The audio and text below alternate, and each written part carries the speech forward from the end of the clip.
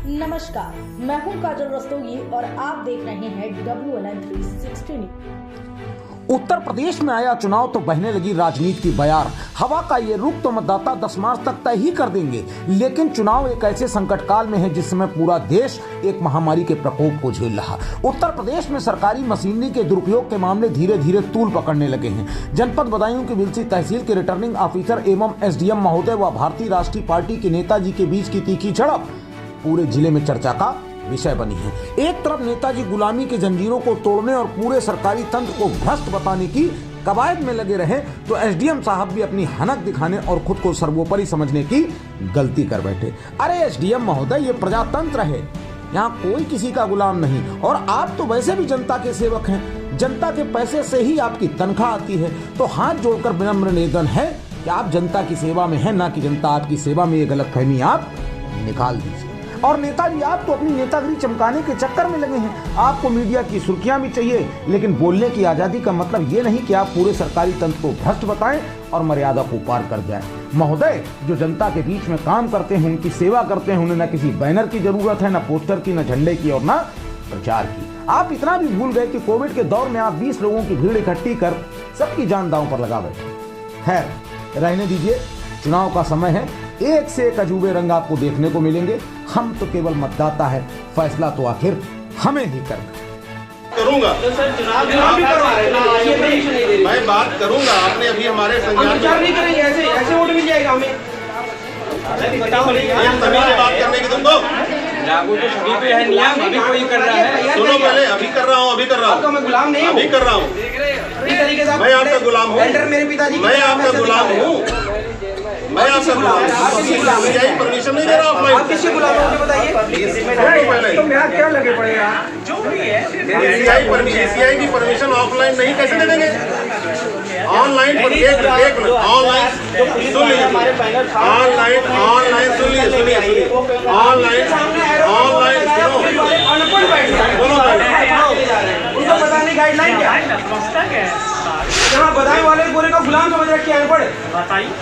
हाँ सर, आप चैम्बर में आए चैम्बर में आगे सर, SDM के यहाँ परमिशन के लिए 3 बार एप्लीकेशन जा चुका।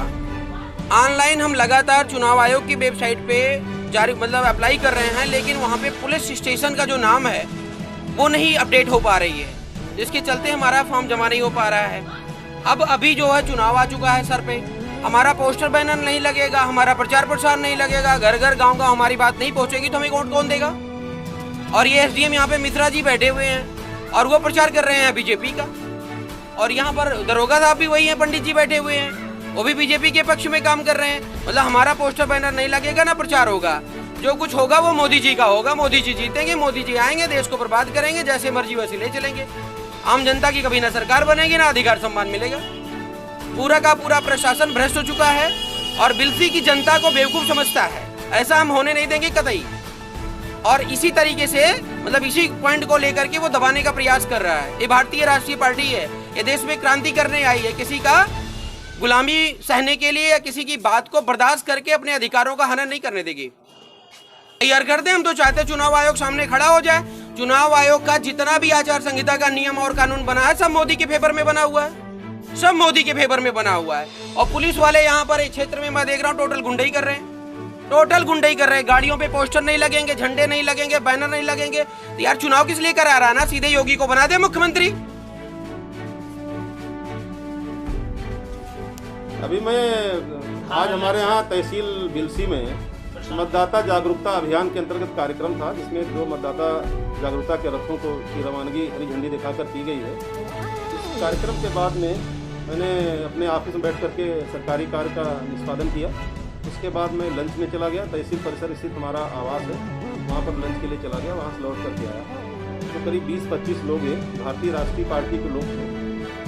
इसमें वो बता रहे थे कि मैं भारतीय राष्ट्रीय पार्टी का अध्यक्ष हूँ। अगम प्रताप मौर्य और भी उनके सहयोगी थे, राम प्रताप मौर्य, इस तरीके के वो नाम बता रहे थे। और वो आकर के जैसे मैं गाड़ी से उतरा, मेरे पास भीड़ में आए और बोले कि आप परमिशन नहीं जारी करते, मैं 4 बार आपके पास जो है उसकी प्रार्थना पत्र भेज चुका हूँ, आप परमिशन नहीं देते, अपने आप को क्या समझते हैं? तो मैंने कहा कि आप ठीक से बात करिए, मैं SDM हूँ, मैं RO हूँ यहाँ का, 114 बिल्सी विधानसभा का रिटर्निंग ऑफिसर हूँ। आपको परमिशन नियमों के अंतर्गत भी दी जा सकती है और हार्ड कॉपी के ऊपर कोई भी परमिशन नहीं जारी की जा सकती है, क्योंकि भारत निर्वाचन आयोग के स्पष्ट आदेश और निर्देश हैं कि सुविधा और इनकोड पोर्टल से ही ऑनलाइन जो व्यक्ति परमिशन मांगेगा उसको नियमों के अंतर्गत ही परमिशन दी जा सकती है। इस तरीके से उन्होंने बदतमीजी से बात करने लगे, चिल्ला करके। उन्होंने कोविड प्रोटोकॉल का भी उल्लंघन किया है, आदर्श आचार संहिता का भी उल्लंघन किया है और आकर के सरकारी कार्य में बाधा भी पहुंचाई।